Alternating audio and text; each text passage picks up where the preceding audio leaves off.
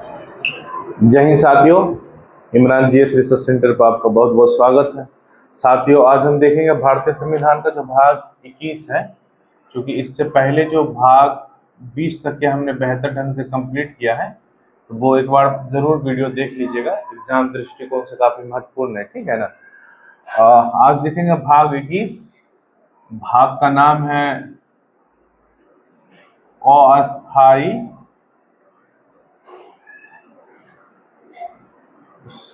संक्रमण कालीन विशेष उपबंध।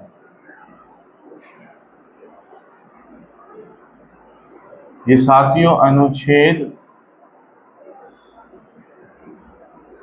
369 से 392 के बीच में है, क्योंकि काफी बार पूछ लिया जाता है कि ये जो भाग है भारतीय संविधान का किस अनुच्छेद के बीच में है, ठीक है ना। 1 से 22 तक के इस तरह कई बार सवाल पूछा गया है कि कौन भाग किस अनुच्छेद के बीच में है, तो हम ये ध्यान रखेंगे, ठीक है ना। साथियों, समझते हैं संविधान में इसका प्रावधान क्यों दिया गया अस्थायी संक्रमण कालीन पर। जब हमारा देश आजाद हुआ, संविधान का निर्माण हो रहा था, तो जो संविधान निर्माता थे इस बात को बेहतर तरीके से जानते थे कि अगर देश को सुचारू रूप से चलाना है तो कुछ कानून अस्थायी लाना पड़ेगा, ठीक है ना। और जिसके कारण संविधान में इसका प्रावधान दिया गया। हम देखते हैं अनुच्छेद 369 से 392 के बीच में क्या है, ठीक है। तो वीडियो में बने रहिएगा साथियों। अनुच्छेद 369 में है कि राज्य सूची के विषय में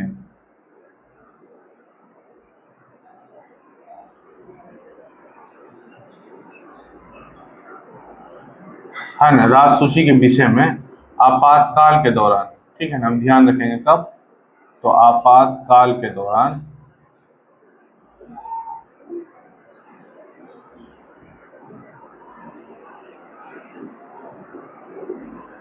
संसद को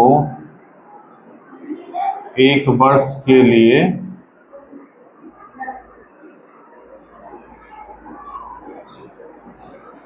कानून बनाने का अधिकार है, ठीक है।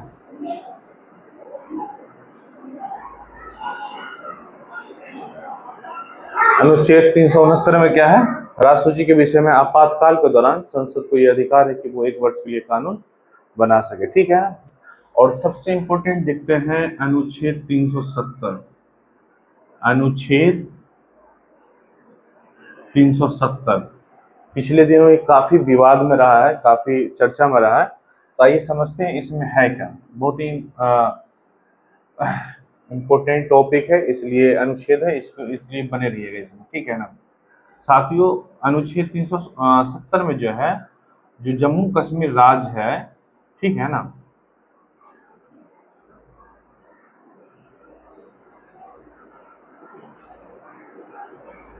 जम्मू कश्मीर राज्य है उसके बारे में, ठीक है ना। जम्मू कश्मीर राज्य जो है अनुच्छेद किस में है, तो 370 में। साथियों, आइए कुछ इसके पीछे का थोड़ा हिस्ट्री जान लेते हैं। हम जानते हैं कि जब हमारा देश आजाद हुआ था तो 1947 में 2 देश में विभाजन हुआ, पाकिस्तान और है ना हिंदुस्तान में, ठीक है ना, भारत पाकिस्तान में। तो ये जो जम्मू कश्मीर है, यहाँ का जो राजा महाराजा हरि सिंह, ये नाम याद रखिएगा। महाराजा हरि सिंह जो थे, इसको अंग्रेज ने ये प्रस्ताव दिया कि आप चाहे तो इंडिया में विलय हो सकते हैं, भारत में, या तो आप चाहे तो पाकिस्तान में भी विलय हो सकते हैं, ठीक है ना। तो मगर ये बोला कि हम स्वतंत्र देश के रूप में रहेंगे। ये जम्मू कश्मीर जो राज्य है, यहाँ के जो महाराजा बोले हम स्वतंत्र देश के रूप में रहेंगे। उसके बाद ये हुआ क्या कि देखिए, यहाँ के जो महाराजा थे वो थे हिंदू, है ना। और यहाँ जानते हैं पाकिस्तान में भाई मुस्लिम आबादी है यहाँ पे। तो जम्मू कश्मीर में भी मुस्लिम बहुमूल्य क्षेत्र था, है ना, मुस्लिम आबादी बहुत थी वहाँ पे। तो पाकिस्तान ने सोचा कि अगर हम जम्मू कश्मीर पे हमला कर देते हैं तो वहाँ के जो जम्मू कश्मीर के जो मुसलमान हैं वो मेरा साथ देगा, ठीक है। बट ऐसा नहीं हुआ है। जो भी पढ़े लिखे दार्शनिक मुस्लिम थे इस बात को समझते थे कि इंडिया में ही विलय होने से, इंडिया में मिलने से ही फायदा है, ठीक है ना, क्योंकि पाकिस्तान का हालत अब भी देख रहे क्या है। तो यहाँ का मुस्लिम ने काफ़ी बढ़ चढ़ के हिस्सा लिया और है ना पाकिस्तान के खिलाफ गया। होता क्या है कि एक डेट आता है, क्योंकि पाकिस्तान ने इस पे तो हमला कर दिया था कब्जा करने के लिए, भारत की तरफ से ये प्रस्ताव भेजा गया कि अभी समय है, भारत में विलय हो जाइए, आपका जो राज है वो सुरक्षित हो जाएगा, ठीक है ना। तो महाराजा हरि सिंह जो है 26 अक्टूबर, हम ये क्या डेट, ये डेट याद रखेंगे, 26 अक्टूबर 1947 को विलय पत्र पर हस्ताक्षर किए ये। उसके बाद हस्ताक्षर करते ही ये हाँ भारत का अंग बन गया भाई। उसके बाद फिर काफी जिद्दोजहद के बाद इंडियन आर्मी द्वारा जो जो कुछ कब्जा किया हुआ था जमीन पाकिस्तानी द्वारा, हद तक के पाकिस्तानियों को बाहर खदेड़ा, मगर कुछ जमीन जो है अभी भी पाकिस्तान के कब्जे में है, जिसको हम पाक ऑक्युपाइड कश्मीर कहते हैं यहाँ से, ठीक है ना, जिसको हम पीओके कहते हैं, ठीक है। कुछ जमीन अभी भी हमारा पाकिस्तान के कब्जे में है, ठीक है। ये था कुछ जम्मू कश्मीर का हिस्ट्री। अब देखते हैं पॉलिटी के आधार पर क्या क्या इसमें क्वेश्चन बन सकता है, ठीक है ना। तो चलिए शुरू करते हैं साथियों।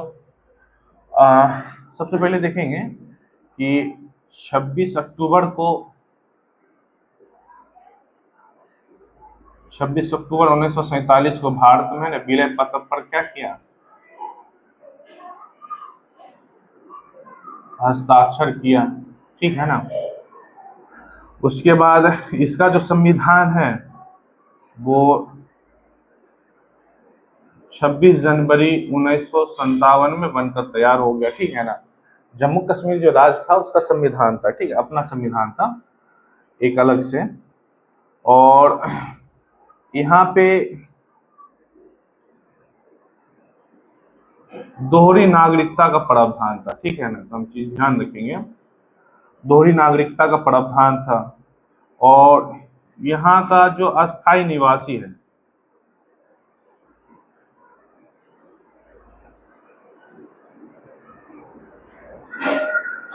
यहाँ का जो अस्थायी निवासी है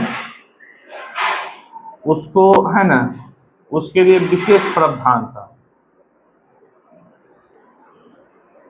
और यहाँ का जो अस्थायी निवासी कौन है, ये जो वहाँ का विधानमंडल है,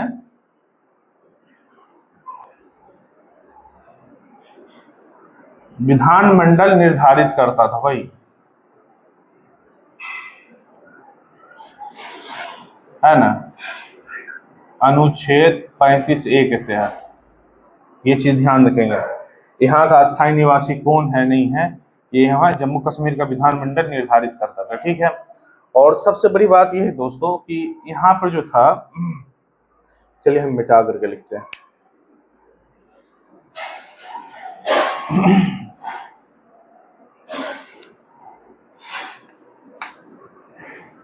यहाँ पे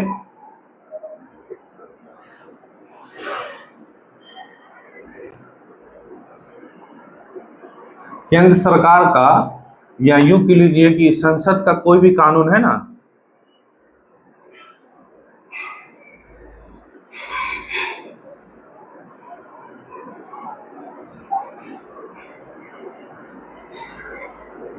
कोई भी कानून, है ना, सीधे लागू नहीं होता था, ठीक है ना।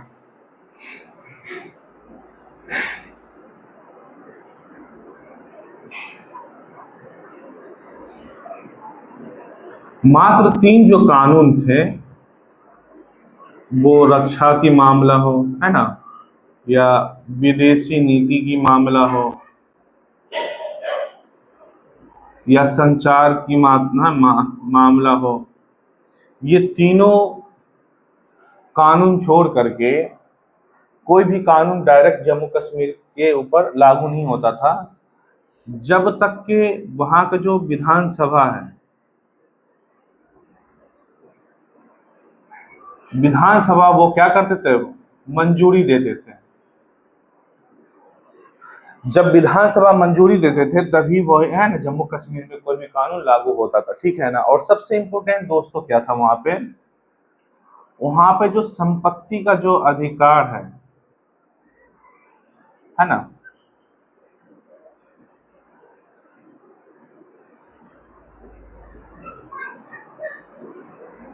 संपत्ति का जो अधिकार है वो क्या था, मौलिक अधिकार था, ठीक है।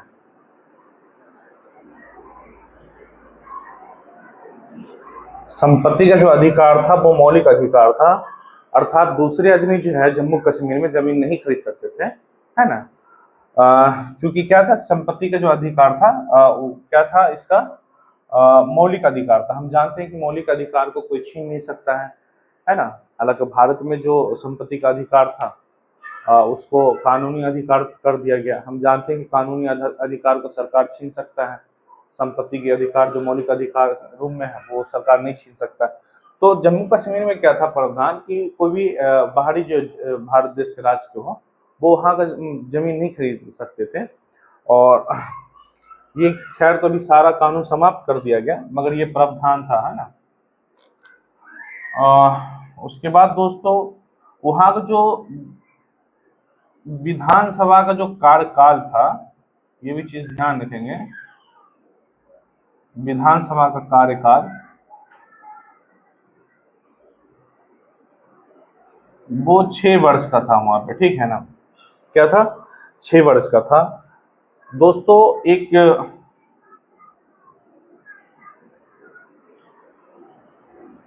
एक समय आता है 2019, ठीक है ना, और केंद्र सरकार ने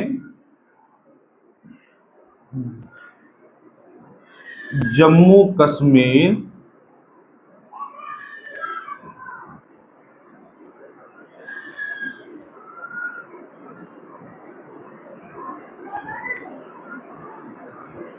जम्मू कश्मीर पुनर्गठन अधिनियम लाया, ठीक है ना।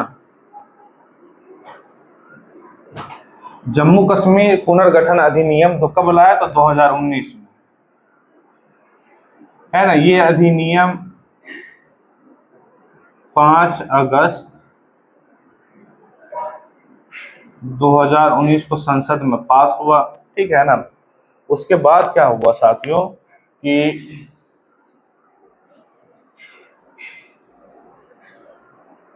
ये जो जम्मू कश्मीर जो राज्य है ना, ये जो जम्मू कश्मीर जो राज्य है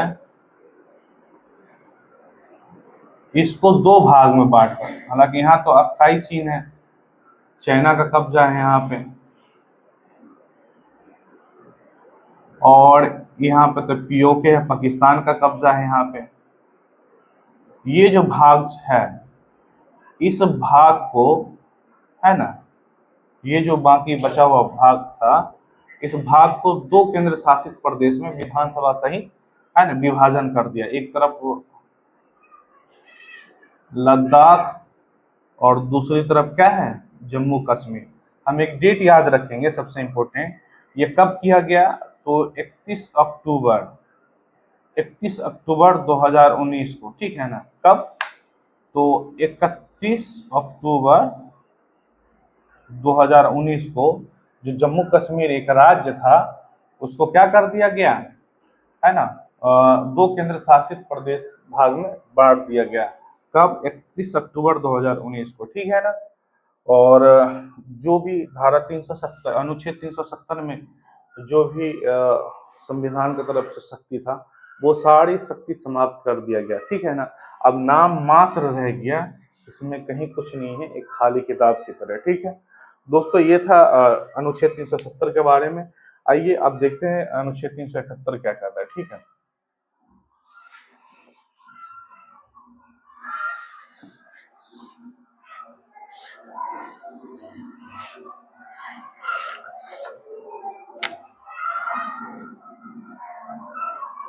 अनुच्छेद 371 काफी इंपोर्टेंट है एग्जाम दृष्टिकोण से, इसलिए हम ध्यान रखेंगे, ठीक है ना। इसमें जो विशेष राज्य का दर्जा दिया गया है, जो विशेष उपबंध दिया गया है जिस राज्य को, उस राज्य की चर्चा है, ठीक है। तो 371 में देखेंगे हम दो राज्य हैं, कौन कौन सा है, एक है महाराष्ट्र और दूसरा है कौन सा, गुजरात, ठीक है। उसके बाद 371 के ए में, ये ध्यान रखिएगा कई बार पूछ चुका है, 371 से ए से लेकर के जेड तक जो जो राज्य है उसको हम देख लेते हैं। ये हो गया B C D E F G H I और जे, ठीक है।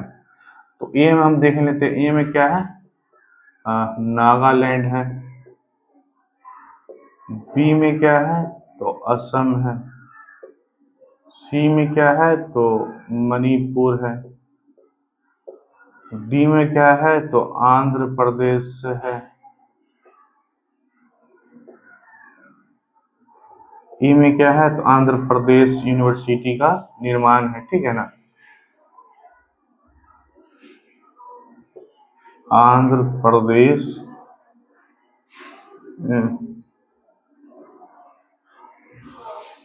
यूनिवर्सिटी का निर्माण, ठीक है।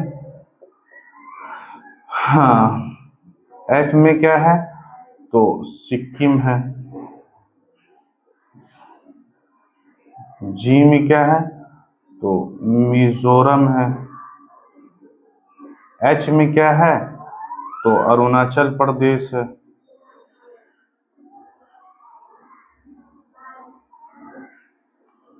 आई में क्या है, तो गोवा है। जे में क्या है, कर्नाटका है। ये जो दोस्तों, ये जो राज्य है, इस राज्य के बारे में सीधे पूछ लिया जाएगा। 371 के ए में क्या है, बी में क्या है, सी में क्या है, डी में क्या है, ए से लेकर के जेड तक के ये पूछ लिया जाता है, काफी इंपोर्टेंट है, इसलिए हम इसको ध्यान रखेंगे, ठीक है ना। याद करने के लिए इसका स्क्रीनशॉट ले लीजिए, ठीक है साथियों। उसके बाद देखते हैं अनुच्छेद, हम अनुच्छेद, कुछ अनुच्छेद को समाप्त कर दिया गया, वो देखते हैं। अनुच्छेद जो है आपका, सॉरी, अनुच्छेद 379 से लेकर के, ठीक है ना, 379 से लेकर के 391 तक के जो अनुच्छेद है उसको समाप्त कर दिया गया, ठीक है ना, समाप्त कर दिया गया। और अनुच्छेद 392 में देखेंगे क्या है, सॉरी हाँ, 392 में यह है कि मान के चलिए अगर कोई भी किसी भी तरह की परेशानी आता है तो संविधान ने राष्ट्रपति को ताकत दिया है, शक्ति दिया है, वो परेशानी को क्या करे, दूर करे, ठीक है ना। तो समस्या का समाधान कौन करेंगे, तो राष्ट्रपति करेंगे, ठीक है।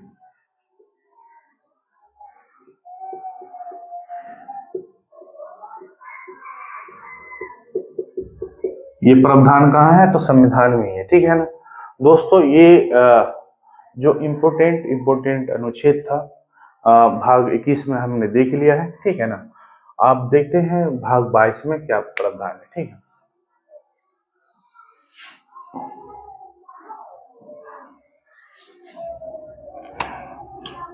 भाग 22 में दोस्तों संक्षिप्त नाम, तिथि और, है ना, और उसका जो पार्ट जो हिंदी में किया गया था, पहले क्या था, भारतीय संविधान, जो मूल भारतीय संविधान था वो था अंग्रेजी में, है ना, और मगर फिर उसके बाद इसको क्या कर दिया गया, एक संशोधन द्वारा इसको हिंदी में किया गया, उसी के बारे में आज देखेंगे। तो भाग का नाम है संक्षिप्त नाम,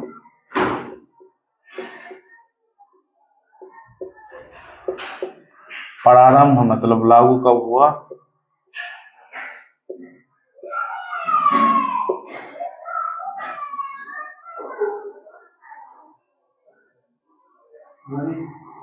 हाँ हिंदी में था हिंदी में पाठ, हिंदी में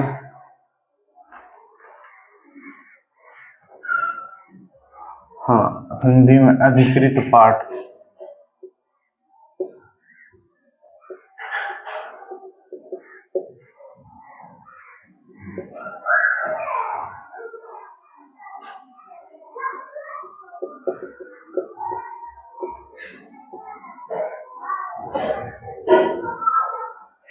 निरसन, ठीक है ना।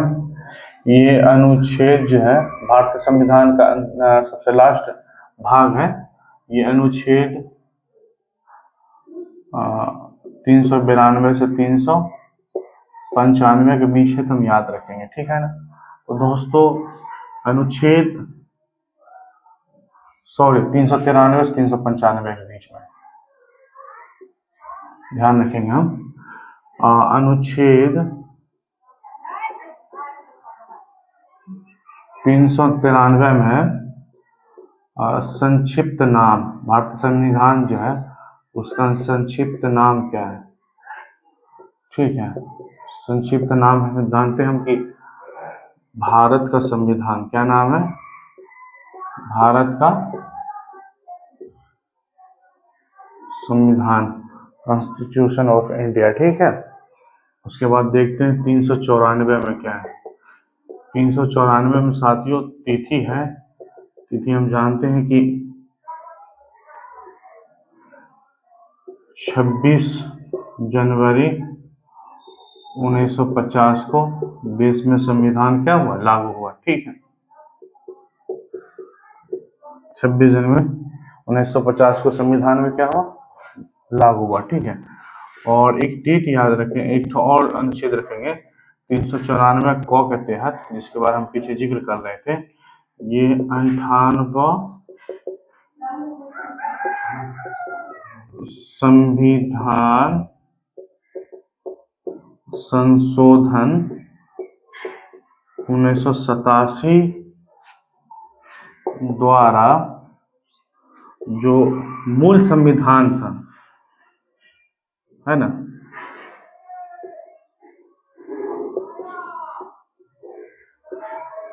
संविधान अंग्रेजी से हिंदी में अनुवाद किया गया, ठीक है। दोस्तों अब कोशिश कर रहा हूं कि मैं अच्छे तरीके से बोर्ड पे लिख पाऊं, हालांकि हैबिचुअल नहीं हुए, ठीक है। तो बड़ी इंपॉर्टेंट है दोस्तों, याद रखेंगे। जो हमारा मूल जो संविधान था वो अंग्रेजी में था। 58वां संविधान संशोधन 1987 द्वारा इसको है ना हिंदी में अनुवाद किया गया, ठीक है, ये ध्यान रखेंगे। उसके बाद साथियों सबसे अंतिम अनुच्छेद है अनुच्छेद 395। अनुच्छेद 395 में क्या हुआ था, संविधान लागू होने से पहले कुछ अधिनियम हमारे जो देश में लागू था, कानून लागू था, तो संविधान जो अधिनियम लागू था वो संविधान लागू होते ही वो समाप्त हो जाएगा। इसके प्रावधान किस में, तो अनुच्छेद 395 में। तो जो